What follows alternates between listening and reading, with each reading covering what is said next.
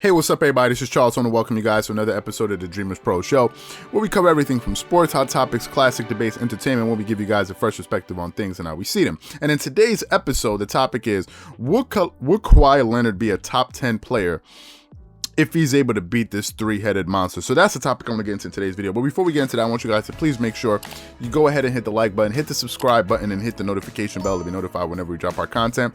Also be on the lookout for our Dreamerspro Premium community, and also be on the lookout for Dreamerspro.com, which we're going to be working on. We have a lot of things that we have coming down the turnpike here, just trying to make sure we do things in the proper order. Anyway, let me get into this topic here. Now, this to me is a very intriguing question. I haven't heard this question asked, or I haven't seen this topic covered at any point right now, but maybe it's because it's a little bit too soon. We're in February. Maybe this topic may come up later on in the season, maybe in April or May, depending on how the Clippers and these guys do, and also how the Brooklyn Nets do. But to me, I think it's a pretty interesting topic out there. Now, listen, I think most people are very interested to see how the Clippers and the Nets will match up. I think most people have Kevin Durant ranked higher, or higher all time than they do Kawhi Leonard. If you look at KD's record, I mean, not his record, his resume. He has a very impeccable resume. He's a multiple-time champion, 2-time NBA champion, 2-time Finals MVP, 10-time All-Star, 4-time All-Star, 4-time scoring champion. Also I think he's won an All-Star Game MVP award, and he's been one of the most decorated NBA players out there. He's been a part of the 50-40-90 club, made that group once, shooting 50% from the field, 40% from the 3-point line, 90% from the free throw line. So he's been that, right? Kawhi, on the other hand, has one of the most unique NBA resumes out there as well, because he's a 2-time Defensive Player of the Year, 2 times Finals MVP, and 2 times NBA champion, and led the league in steals, right? I think Kawhi Leonard is making the case for probably one of the best, or if not the best, two-way player of all time. I think the best two-way player of all time is Michael Jordan. The guy's made 9 All-NBA first defensive teams. I mean, he's probably the greatest perimeter defender ever. He's won a Defensive Player of the Year award, 10 scoring titles. That alone lets you know that MJ was probably the best defensive wing to ever play basketball, and certainly the best offensive player ever to play basketball. So with 10 scoring titles, has the highest scoring average in NBA history, has the highest scoring average in the playoffs in NBA history. So Michael Jordan is Michael Jordan, for God's sake. So we all know what it is with him, right? Let's just be honest. But Kawhi Leonard is right up there. If we're talking about the greatest two-way players, you can think of LeBron. LeBron has made multiple all-defensive teams, 5. You could think of Kobe Bryant, who's made 9 all-first defensive teams. I think he's made 12 in his career. So these are the top up shit. Like, these are the top tier NBA players ever. If you're going to talk about two-way players up there. Now, listen, talking about Kawhi Leonard and possibly beating this three-headed monster brings me back to Shannon Sharpe. Y'all remember when the LeBron James beat the 73-9 Golden State Warriors, right? And that, in some people's minds, that made LeBron James the greatest player of all time.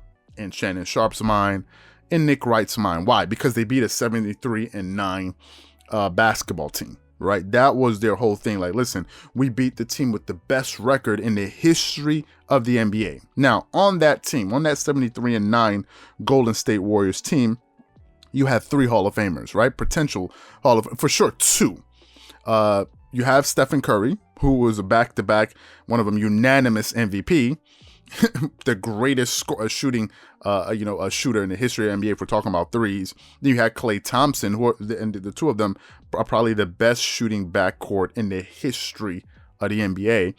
And then you have Draymond Green, a Defensive Player of the Year, Swiss Army knife, NBA champion, right? That's the team that LeBron and these guys were able to knock off, not by himself, because LeBron was also playing with some great players, and Kyrie Irving and these guys as well. So he had these guys there as well. But when they beat that team, a lot of people said that, listen, this is the greatest defensive team. This is the greatest team in all time, and LeBron James just beat them, right? So there's no way LeBron wouldn't be considered the best player of all time, right? Now, listen, the question is, what if the Clippers go to the NBA Finals, right?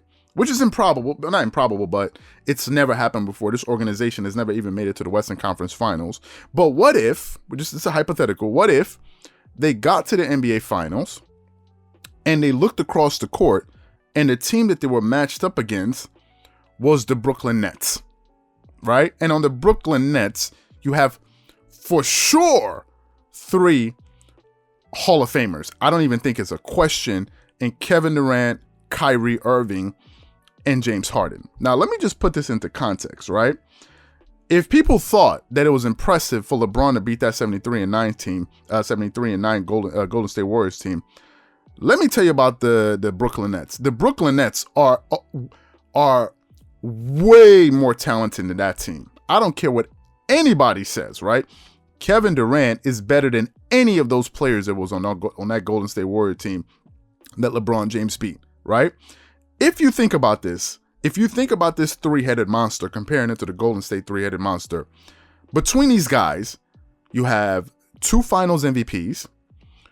You have 2 MVPs, in Kevin Durant, and 2 regular season MVPs in Kevin Durant and James Harden. You have 2 Finals MVPs with Kevin Durant. You have 7 scoring titles. Think about this, 7 between them, 3 for James Harden, 4 for Kevin Durant, and you have 24 All-Star team appearances. 24 All-Star team appearances between these 3 stars. So the talent level is not even in the same universe, because you can throw Stephen Curry and Kevin Durant, you can say they're both talented, and then there's a drop-off, because then you throw in James Harden, who's better than those other guys, and then you throw in a Kyrie. So it's not even close, in my opinion. If Kawhi Leonard were to make it to the finals and beat this team, my friends, let me tell you, somebody got to move around in that top 10. Because at that point, if you're looking at his resume, you're looking at the team that he's beaten, the guys that he's faced in the finals, he would have faced, the first time he won his NBA championship, he faced 3 Hall of Fame. He had help, but so did they. So I don't want to hear that. He faced LeBron, he faced Dwayne Wade, he faced Chris Bosh. He won his first title. Then he won his second title for an organization that never won one as probably the only Hall of Famer with Kyrie, maybe Kyle Lowry, the second Hall of Famer on that team. And now you're facing against this team, who would probably be the most talented team as far as we're looking at talent of an NBA contending team, right? Although they never won a title. And some people can say, listen, but that Golden State Warrior team actually won a title the year before. So some people can make that argument. However, if we're looking at it from a talent standpoint, it's not even close. So Kawhi Leonard, if he did that, in my opinion, he could be a top 10 NBA player. Now, if the Lakers were able to get to the finals, face the Brooklyn Nets, and LeBron was able to pull that off at the age of 36, he would make a very good case, right? You would have a legitimate case for LeBron James possibly being the greatest player of all time. Because if you look at his age and you look at the level of talent that he went up against in his team, although if he beat them, that means they never won an NBA title, is still incredibly impressive. If it moves Kawhi possibly into the top 10, because I think it moves him ahead of Kevin Durant easily. But if it moves Kawhi, because maybe some people have Kevin Durant top 15, I don't know, top 12, whatever. But if it moves him in the top 10, where does that move LeBron? LeBron is already in the top 10, right? Some people have him in the top 5, some people have him in the top 2. I think LeBron makes a very compelling case to be the greatest player of all time. Now, if we look at resumes, Michael Jordan still has the more impressive resume, because MJ's resume is just impeccable. 6 championships, 6 finals MVP. So Jordan will still have more championships and more finals MVPs. He has more regular season MVPs. I think it's 5 to LeBron's 4. He has 10 scoring titles to LeBron's 1. He's never led the league in assists to LeBron's 1, but Jordan has led the league in steals 3 times. LeBron has never done that. Jordan has a defensive player of the year. LeBron's never done that. Jordan has the highest scoring average in the history of the playoffs and in the regular season. So you could still say Jordan is the best because that resume, man, listen, there's nothing really you can do with it. But if LeBron did that and his supporters wanted to say that this guy is the greatest player of all time, you have an argument. You would definitely have an argument. So I think it would be an intriguing outcome for Kawhi or LeBron James. So what I want to know from you guys is, do you think that if Kawhi Leonard and these guys are able to make it to the finals, face the Nets, and beat them, if it makes him a top 10 player of all time? Or do you think not? Whatever you guys think, please leave your thoughts and comments in the comment section below. Again, if you enjoyed the video, be sure to make sure you go ahead and hit the like button, hit the subscribe button, and hit the notification bell to be notified whenever we drop our content. Again, if you enjoyed this video, be sure to make sure you go ahead and check out the next video. Once again, this is Charles here from Dreamerspro, wishing you guys an amazing day and catch you guys on the next episode. Peace.